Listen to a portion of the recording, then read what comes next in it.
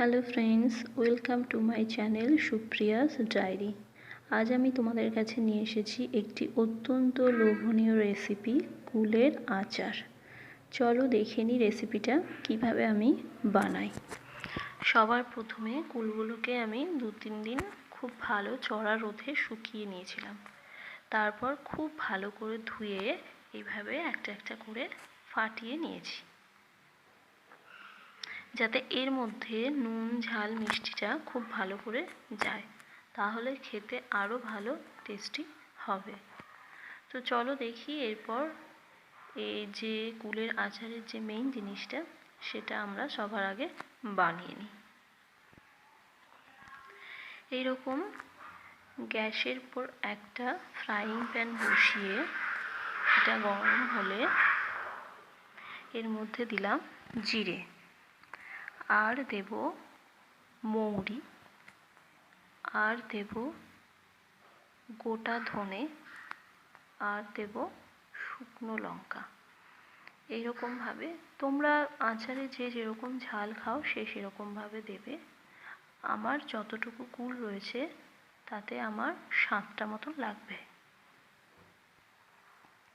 এইবার খুব ভালো করে এটাকে হালকাভাবে ভেজে নেবে, গ্যাসের ফ্লেমটাকে কমিয়ে রেখে, নাহলে কিন্তু পোড়া লেগে যেতে পারে, আর পোড়া লেগে গেলে মশলাটা পুরো খারাপ হয়ে যাবে। তো এইভাবে ভেজে নেওয়ার পর আমরা এটাকে মিক্সিতে পেস্ট করে নেব। এই যে দেখো, মিক্সিতে পেস্ট করার পর আমার মশলাটা এরকম এসেছে। এটা হচ্ছে আমাদের এই আচারের মেন ইনগ্রিডিয়েন্টস। এবার গ্যাসে একটা কড়াই বসিয়ে দিলাম, এর মধ্যে আমি কিছুটা জল দিয়েছি। এবার এই জলের মধ্যে আমি দিয়ে দেব আখের গুড়। যে কোনো রকম আচারে কখনো খেজুরের গুড় ইউজ করা উচিত না, আখের গুড়টাই সবসময় ইউজ করা উচিত। তো এরকম জলের সাথে আখের গুড়টা খুব ভালো করে মিশিয়ে দিতে হবে, যাতে জলের সাথে মিশে গিয়ে একদম জলটা ফুটতে শুরু করে, ততক্ষণ এটাকে মেশাতে হবে। ব্যাস, এবার এটা ফুটতে শুরু করেছে। এর মধ্যে এবার আমি সমস্ত কুলগুলোকে দিয়ে দেব। গ্যাসের ফ্লেমটাকে প্রথমে কমিয়ে নেবে, তারপর সমস্ত কুলগুলোকে এর মধ্যে দিয়ে দেবে। ব্যাস হয়ে গেছে, সমস্ত কুলগুলো আমার দেওয়া।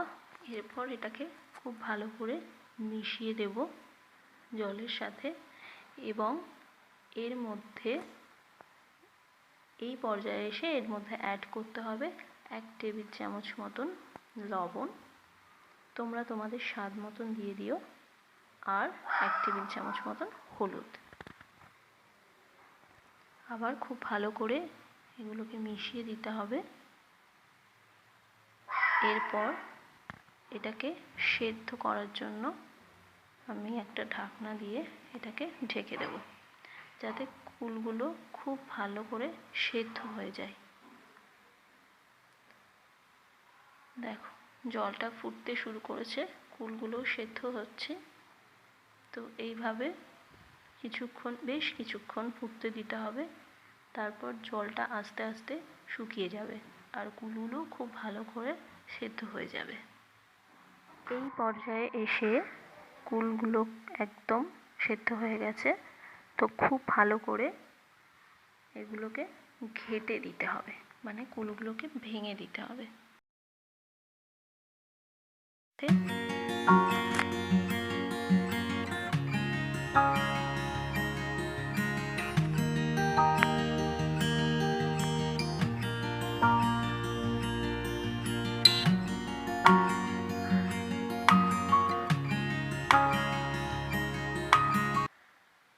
ব্যাস, এবার এর মধ্যে আমরা অ্যাড করব ভাজা মশলাটা, যেটা আমরা আগে বানিয়ে রেখেছিলাম।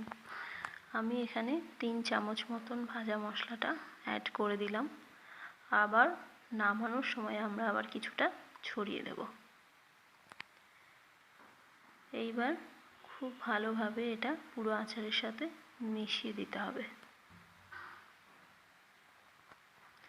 এই পর্যায়ে এসে কিন্তু খুব ভালোভাবে আচারটাকে নাড়তে হবে, মানে মেশাতে হবে, নাড়তে হবে, না হলে আচারটা একদম তলা ধরে যেতে পারে, পুরো আচারটাই নষ্ট হয়ে যেতে পারে। তো এইভাবে এটা মোটামুটি রেডি হয়ে এসেছে, আর একটু শুকোলে রেডি হয়ে যাবে।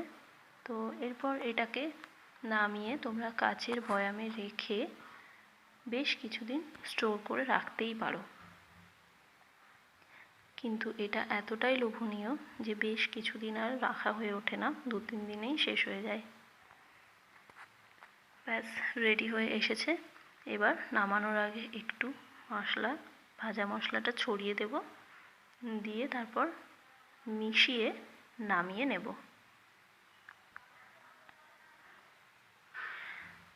এই যে রেডি হয়ে গেল কুলের আচার। এইবার এটাকে যখন তোমরা সার্ভ করবে তখন এর ওপরে একটু বিট নুন ছড়িয়ে দেবে, তাহলে তো একদম জাস্ট জমে যাবে। তো কেমন লাগলো আমার এই রেসিপিটা জানিও।